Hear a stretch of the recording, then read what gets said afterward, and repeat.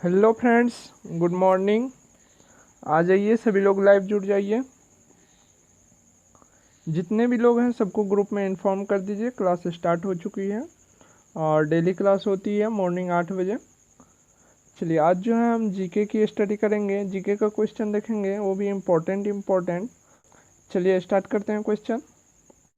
पहला क्वेश्चन है, यानी कि 35 नंबर क्वेश्चन है, वायुमंडल में किस गैस की मात्रा सर्वाधिक है। हमारे जो वायुमंडल हैं उनमें जो है सर्वाधिक मात्रा में कौन सी गैस है, ये आप लोग से पूछा जा रहा है। जल्दी से कमेंट में बताइए आप लोग क्या होगा। हाँ, जितना भी ए लोग टिक मार रहे हैं, ए नंबर सही है। सबसे अधिक जो मात्रा में है वो नाइट्रोजन है, उसके बाद जो है ऑक्सीजन है और उसके बाद जो है आर्गन है। ठीक है, ऑक्सीजन दूसरा नंबर पे है वायुमंडल में और तीसरा नंबर पे जो है आर्गन है। चलिए आगे बढ़ें। चलिए 36 नंबर क्वेश्चन देखते हैं। 36 नंबर क्वेश्चन है, समुद्र में ज्वार भाटा किसके कारण होता है। समुद्र में जो ज्वार भाटा उत्पन्न होता है या आता है वो किसके कारण आता है, जल्दी से आप लोग बताइए। ए वाले गलत है, जितना लोग भी ए टिक कर रहे हैं। बी वाले भी गलत हैं। ठीक है, यहाँ पर क्लियर आंसर हो जाएगा इसका सी नंबर। सूर्य और चंद्रमा के गुरुत्वाकर्षण के कारण समुद्र में बार बार ज्वार भाटा उत्पन्न होता है।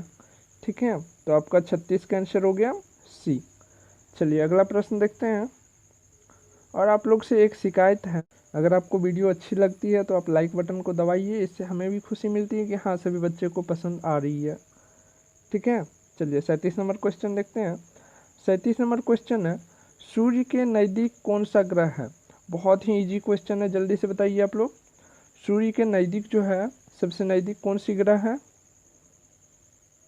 पृथ्वी वाले लोग गलत हैं, शुक्र वाले भी गलत हैं। यहाँ पर हो जाएगा बुध, हो जाएगा डी नंबर ऑप्शन सही हो जाएगा। ठीक है, जो लोग डी नंबर मार रहे हैं बिल्कुल सही है आप लोग का। चलिए आगे बढ़ें। अगला प्रश्न है 38 नंबर, निम्नलिखित में से कौन सी नदी 3 देश से होकर बहती है। इनमें से कौन सी ऐसी नदी है जो 3 देशों से बहती है या 3 देशों से गुजरती है, जल्दी से बताइए। रावी नहीं होगा, गंगा नहीं होगी, महानदी भी नहीं होगा। आपका ब्रह्मपुत्र जो है ये 3 देशों से होकर गुजरता है और वो 3 देश कौन कौन सा है, तिब्बत, भारत और बांग्लादेश। नोट कर लीजिए, वो 3 देश तिब्बत, भारत और बांग्लादेश, इन तीनों देशों से होकर के ब्रह्मपुत्र नदी गुजरती है। ठीक है, चलिए आगे बढ़ते हैं। अगला प्रश्न देखते हैं। अगला प्रश्न है 39 नंबर, किस भारतीय तट पर डेल्टा सबसे अधिक बनता है। यहाँ पर जो है पूर्वी तट, पश्चिमी तट, कालबार तट, गुजरात तट, ये 4 ऑप्शन दिया गया है। आपसे पूछ रहा है किस भारतीय तट पर जो है डेल्टा सबसे अधिक निर्माण होता है या डेल्टा सबसे अधिक है। ठीक है, तो यहाँ पर आप लोग को बताना है, जल्दी से बताइए। हाँ, ए नंबर जितने लोग मार रहे हैं सही है, पूर्वी तट पर जो है सबसे अधिक डेल्टा है। चलिए अगला प्रश्न देखते हैं 40 नंबर। अगला प्रश्न है, यदि वायुमंडल नहीं होता तो आसमान का रंग कैसा होता। यहाँ पर पूछा जा रहा है अगर वायुमंडल नहीं होता तो आसमान का रंग कैसा होता। अभी आसमान का रंग कैसा दिखता है, नीला दिखता है। अगर वायुमंडल नहीं होता तो कैसा दिखता, जल्दी से बताइए आप लोग। सफ़ेद नहीं होगा, बिल्कुल गलत है। नीला तो जब वायुमंडल रहता है तब नीला दिखाई पड़ता है, जब वायुमंडल नहीं रहेगा तो नीला तो नहीं दिखाई पड़ेगा। हाँ, काला दिखाई पड़ेगा। ठीक है, बी नंबर ऑप्शन वाले सही है। और ये काला क्यों दिखाई पड़ता है, क्योंकि वायुमंडल नहीं होगा तो सूर्य के प्रकाश की जो किरणें होती है उनको फैलने के लिए माध्यम नहीं होगी और वो फैलेगा नहीं, अंततः आकाश का जो रंग है वो काला दिखाई देगा। इसमें एक क्वेश्चन और भी ऐड कर देता है कि अंतरिक्ष यात्री को अंतरिक्ष से आकाश का रंग कैसा दिखाई पड़ता है, तो वहाँ भी हो जाएगा काला, क्योंकि अंतरिक्ष यात्री जो होते हैं वो वायुमंडल से ऊपर होते हैं। ठीक है, चलिए आगे बढ़े। चलिए अगला प्रश्न देखते हैं।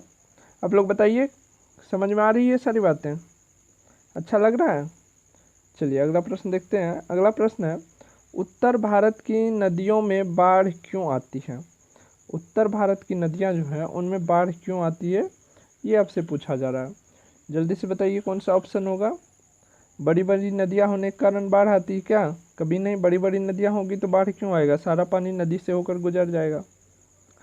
बी नंबर ऑप्शन है बरसात की अवधि लंबा होना। गलत बात है, थोड़ी बरसात की अवधि लंबा, 6 मंथ थोड़े बारिश होते रहता है, लंबा हो जाता है। तो यहाँ पर सी नंबर आपका राइट हो जाएगा। नदियों के बेसिन का उथल होना, बीच वाला जो हिस्सा होता है नदी का उसको बोला जाता है बेसिन। उसमें क्या होते हैं, बहुत जगह आप देखते होंगे कि उनमें बालू जम जाती है, ठीक है, बालू का टीला टीला बन जाता है, उसे बोलते हैं उथल। ठीक है, तो आपका 41 का बेस्ट आंसर हो जाएगा सी, नदियों के बेसिन का उथल होना। ठीक है, चलिए अगला प्रश्न देखते हैं। 41 नंबर क्वेश्चन है, चंद्रमा की कलाओं का आंशिक कारण है। चंद्रमा की जो कला है मतलब है कि उनका जो आकार है वो जो है आंशिक रूप से जो दिखाई पड़ता है, उसका क्या कारण है? जल्दी से बताइए आप लोग, क्या होगा? चंद्रमा के रूप में परिवर्तन कभी नहीं होता है, परिवर्तन उसके रूप में जितना है जो आकार है उनका वो फिक्स है। ठीक है, वो किस वजह से होता है कि देखिए चंद्रमा क्या करता है, पृथ्वी का चक्कर लगाती है, यानी कि परिभ्रमण करती है। तो पृथ्वी का जो है जिस ओर से चंद्रमा दिखाई पड़ता है उतना ही भाग हम लोग देख पाते हैं, इसीलिए हम बोलते हैं कि ये जो है आंशिक रूप से दिखाई पड़ता है। कुछ भाग चंद्रमा का इस साइड दिखाई पड़ता है, कुछ भाग उस साइड दिखाई पड़ता है, इसी वजह से होता है ऐसा।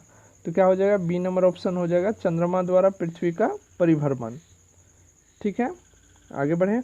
चलिए अगला प्रश्न देखते हैं।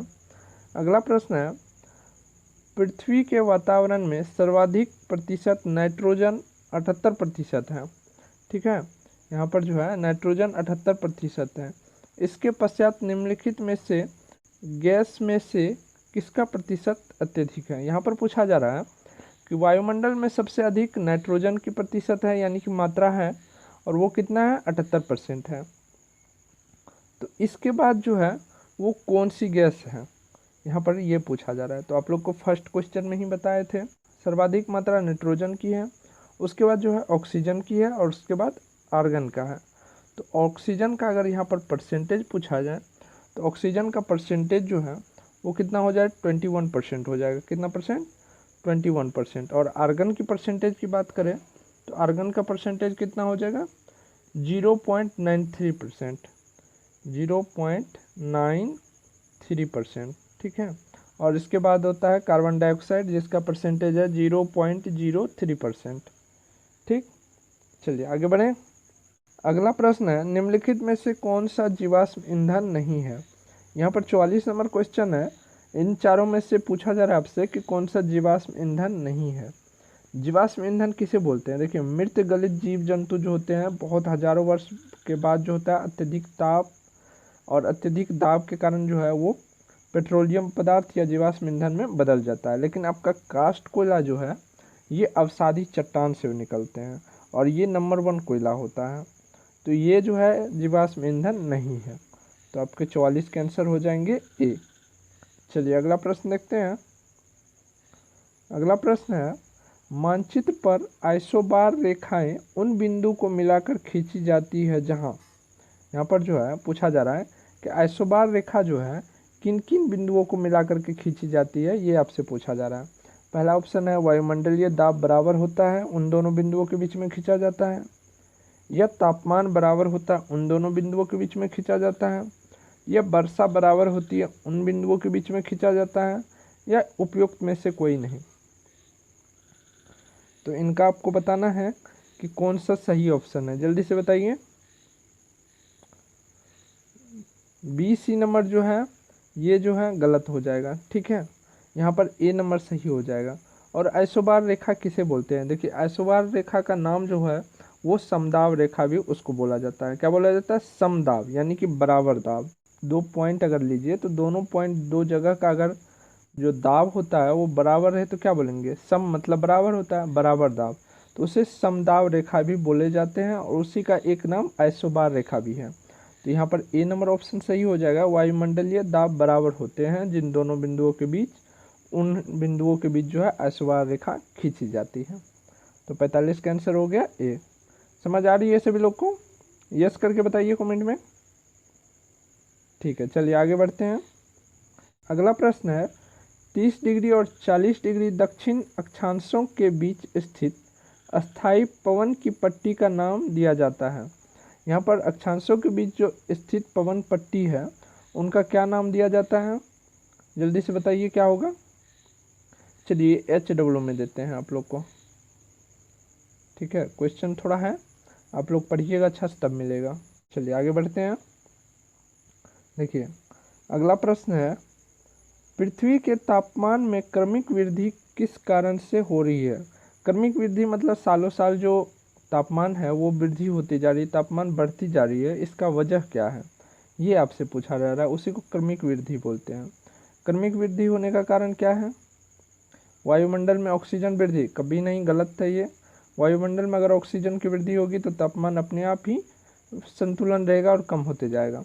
उसके बाद बी नंबर ऑप्शन है विश्व में समुद्र तल की वृद्धि, ये भी गलत है। यहाँ पर देखिए दिनों दिन क्या होता है कि हम लोग शौकीन होते जा रहे हैं, घरों में एसी लगाना पहले कुछ लोगों के घरों में हुआ करता था, अब बहुत सारे ट्यूशन इंस्टीट्यूट वगैरह में सब में एसी लगा दिया जाता है। आपको पता होगा कि क्लोरोफ्लोरोकार्बन जो होती है CFC वो गैस निकलती है और वो क्या करती है तो ओजोन लेयर को ख़त्म करते जा रही है। ओजोन लेयर ख़त्म होने से जो है पृथ्वी का तापमान में दिनों दिन वृद्धि होते जा रही है। तो यहाँ पर क्या होगा, वायुमंडल में कार्बन डाइऑक्साइड की वृद्धि के कारण जो है पृथ्वी के तापमान में क्रमिक वृद्धि होती है। तो आपका बेस्ट ऑप्शन हो जाएगा C। तो 47 का आंसर हो गया C। चलिए आगे बढ़ते हैं। अगला प्रश्न है ओजोन हमारी रक्षा करती है। ओजोन एक लेयर है जिसका फॉर्मूला होता है O3। क्या होता है O3। ठीक है, वो हमारी किस प्रकार से रक्षा करती है और कौन सी किरणें से रक्षा करती है, जल्दी से बताइए इन चारों में से। अवरक्त किरणें से या परावैंगनी किरणें से या कॉस्मिक किरणें से या प्रकाश किरणें से, जल्दी से बताइए। A नंबर वाले गलत हैं, C नंबर वाले भी गलत हैं। ठीक है, B नंबर वाले सही हैं। जो भी लोग B नंबर टिक कर रहे हैं सब सही है। ओजोन लेयर जो है वो हमारी पृथ्वी को या हमें परावैंगनी किरण से बचाती है। ठीक है, तो 48 का आंसर हो गया B। चलिए 49 नंबर क्वेश्चन देखते हैं। 49 नंबर क्वेश्चन है श्वेत कोयला है। श्वेत कोयला जो है इनमें से किसे कहा जाता है, जल्दी से आप लोग कमेंट में बताइए। तो यूरेनियम को तो पहले ही टिक आप लोग नाम में मार दीजिएगा। हीरा जितने भी लोग मार रहे C नंबर लॉक कर दिया जाए हीरा को क्या। चलिए हीरा को लॉक कर देते हैं और ये जो है आपका सुपर फ्लॉप है, गलत ऑप्शन है। यहाँ पर B नंबर जो है ये राइट है, जितना लोग B मार रहे हैं सब सही है।